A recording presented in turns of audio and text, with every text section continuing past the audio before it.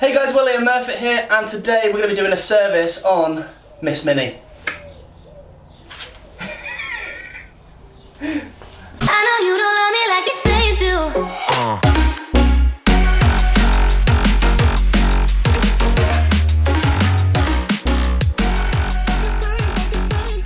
Right, first of all, I'm going to jack the car up, drain the oil out, and then whilst it's draining I'm going to just check over a few bits and pieces, but we'll go through that as we're there. So let's get the car in the air and see how we go. Here we are, a million stars floating over. The thing I do, I jack it up on this front tie bar. Yeah. So what it does is it lifts the car this way. Yeah, I was seeing. Your drain plug's this side. Oh, okay, so Then all the oil comes across with gravity. Yeah. So I've got a 24mm socket, I think it's 5/16, Okay. which the drain plug is this big one in the front. Oh yeah. So just lift that one off.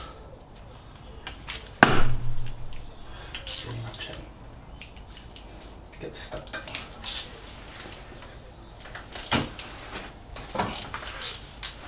So the best thing to do is get the oil nice and hot. Yeah, which it is. Which you've just driven it here, so it's going to be really, really hot. Yeah. And then as it comes out, you just want to check to make sure it's all coming through, like not gloopy and not. Yeah. That's good, isn't it? Which is good. And then on here, you want to just make sure that there's no like big clumps of metal. Like iron filing is absolutely fine. Because it's obviously where the engines and stuff's all moving around. Beating hearts, falling apart, staying up to forget. But baby, we'll fall. So while that's draining, we'll take the front grille off. Okay. Get access to the oil filter. Okay. The joys of having a clubman is you can get access down below, but you can't quite Not get with it. the proper minis. Well, proper mini.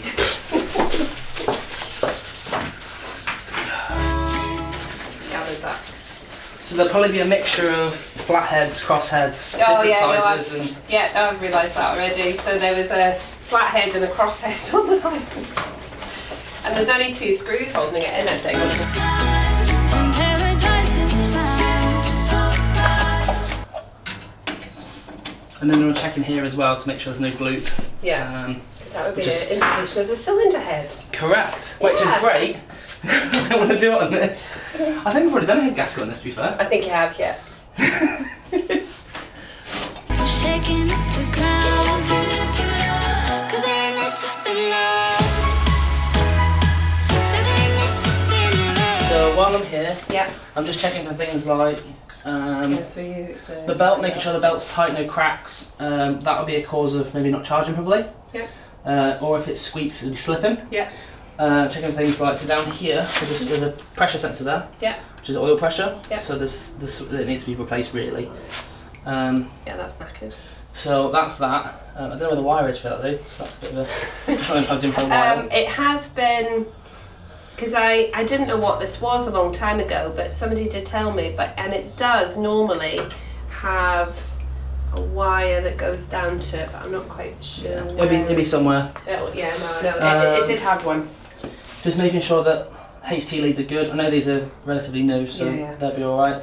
How many much of the paint's all chipped off? I know. Is that not just kind of corrosion that's grown on it though? No, not there, but I That's repainted. come off it, I but repainted it when it was there. with a bit of a wire brush, I reckon a lot of that come off, you know. On the paint. Oh, But yeah, there's not really a lot to check. So like with modern cars, you're looking for anything that's damaged, sensors and stuff like that. But this is just literally belts. Make sure everything is there present. Make sure the wires aren't frayed. Make sure this and that is okay. okay. So we'll go to the next job. Is get this oil filter here off. Okay. So we remove the grill to get access to it. Yeah. Now we can probably do it by hand, but to get access or better use of it, we could probably use a wrench, an oil filter wrench. They only go on hand tight, Okay. so you don't want to do them too tight. So in theory, you should be able to undo it as well. Yeah. But depending on how long it's been on there for, And who did it and who did it last, It's not budging. it's not budging. So we'll get a wrench. That. So this here is the oil filter wrench. And as you tighten it, it goes tight, and then as you can then turn it. Yep. So we'll go from underneath. We'll sit it onto the bottom, and then as I go to ratchet this, Oh yes. it goes tight, and then Should grip on. There you go. Easy. Gosh, it was on tight, wasn't it? yeah. I think it was Honda that did this one, you know. I bet they used a fancy. There was no way you were going to get that one. Wow, that is tight. See, they've got corrosion on it anyway, so that will like hinder taking it off. Right, let's move this over. Just in case there's any oil left in it. The oil, there will be oil. Oh, there will be oil. It drains through gravity, which all this here will be full. Mm. Oh. So the best thing to do is just try and keep it upright. Oh, you're missing. You won't be able to get out. Sorry, the jack's holding it up.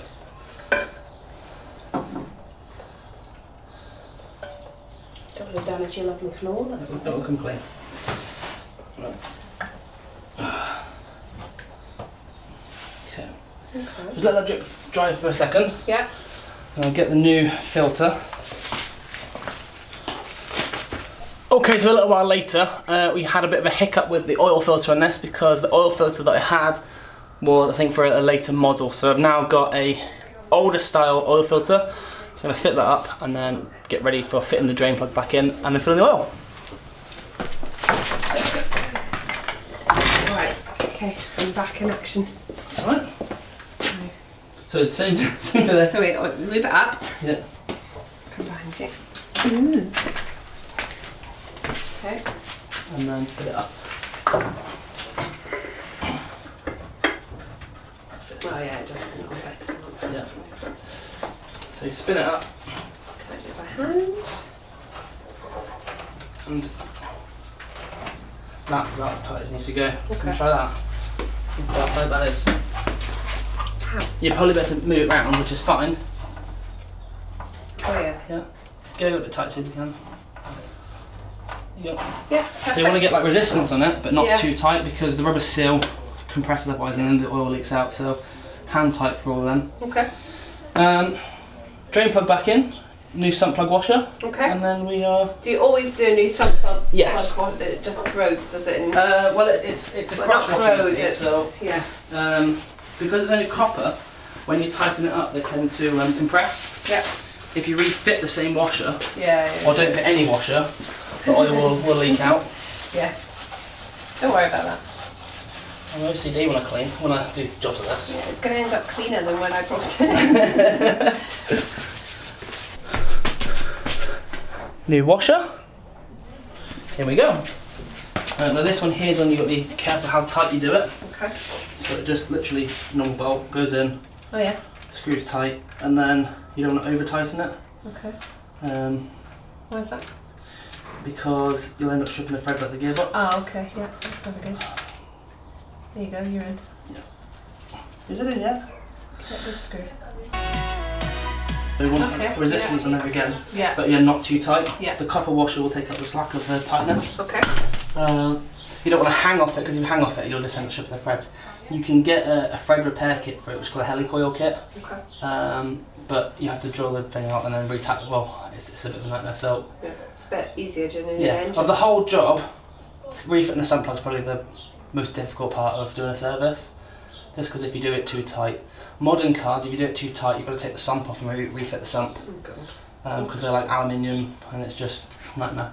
So yeah, that's that. We can put the car down on the ground if needs be, put the oil in, and then that is the oil and filter service God, done. that's dead easy, isn't it? Yep.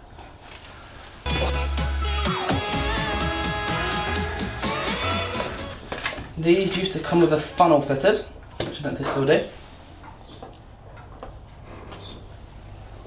No.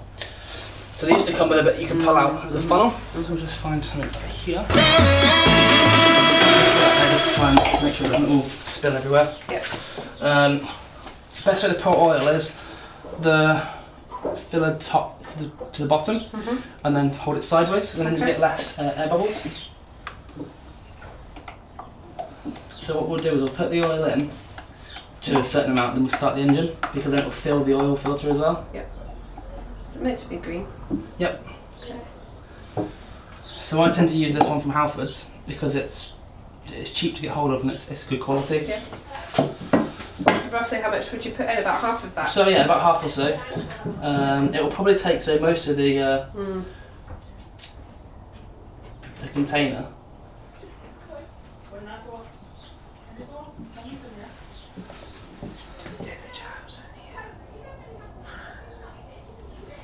Should we just lock it? Yeah. See, if you hold it this way, you tend to not get any glugs. If you hold it this way, Oh, it would glug out. you tend to see the glugging. Oh yeah, and I see the bubbles. And you get rid of that way. Yeah.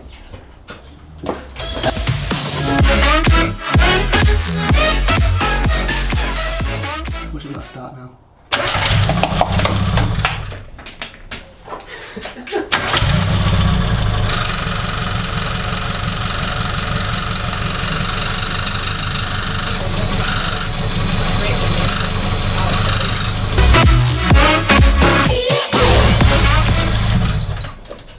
Great. Cool.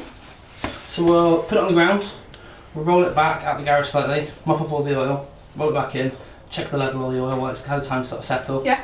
And that sort of, having that engine turning over now, well, the oil will sort of rotate through, it'll fill up the oil filter. If you've got an oil cooler as well, it'll rotate through there, but this one hasn't, so. Okay. Yeah, that's it. Great. There you go. Put it into the oil. I'll put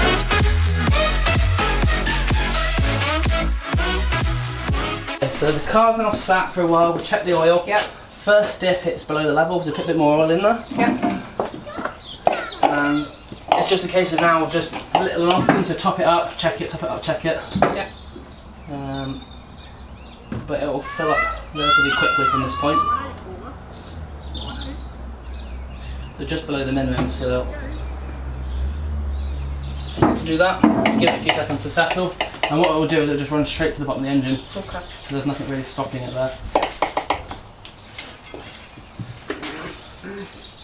With dirty oil, you can clearly see whereabouts on the line it is. So you've got the bottom line is minimum, and then you've got the bottom section is minimum, the middle section's okay, and the top section is like where it should be. Anything over them lines is too much. And then would you have to drain some out? So you can see Oh yeah, it's just in that above first the line. second. Yeah. So put a little bit more in. Typically, yes. So some modern cars won't have an oil light on because it's too much oil. With these, because you've got a leak anyway, you can have it a little bit over and it'll probably just drip out over a couple of days. It's pretty much finished.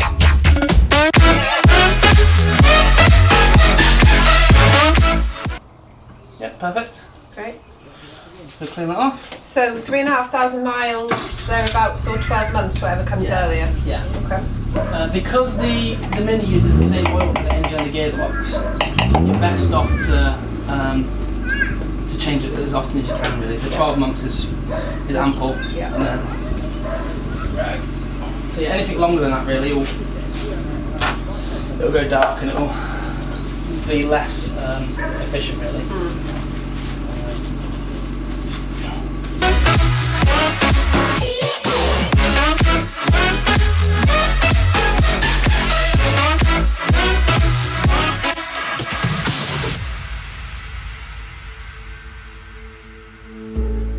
We could be. We took Dad out with us to have a look at them, and Dad took it for a test drive, and they're in the cab, and Dad said, "Oh, I can hear a noise." Stuart's dad said, "That's what that button's there for." Please, the radio. Turn the radio up. Can't hear it. Something like that. Okay, so there we have it, a nice short and sweet video of how to do an oil and filter change on your classic Mini. Gemma was there with me today. She helped out from the beginning to the end. She wanted to learn how to do it herself. Garage costs obviously are quite high considering how involved it is. And I know she had an issue where she did take it to a garage. I won't mention the garage's name, but they did use the wrong oil. With the Mini, you have to be really careful what oil you use. It has to be a really thick oil. I use this one here, which is the Halfords 2050. And basically the reason I use that is because it's specifically designed for classic cars and it is the right gradient for the Classic Mini. Because it uses the same oil for the engine and the gearbox, you just need to make sure it is real thick, I think the word's viscous, and it doesn't thin down too much when it gets hot. If you use a standard oil that you use for, say, your Vauxhall Corsa or something like that, it could be like a 530 oil, what will happen is it will get too thin and you'll end up causing damage to both your engine and your gearbox because it will just run through the gears too quickly and it won't do what it needs to do. So that's it from me for today. Thank you so much for watching. As always, please click that thumbs up button, comment below and subscribe to the channel. I will see you guys in the next video. Take it easy. Bye!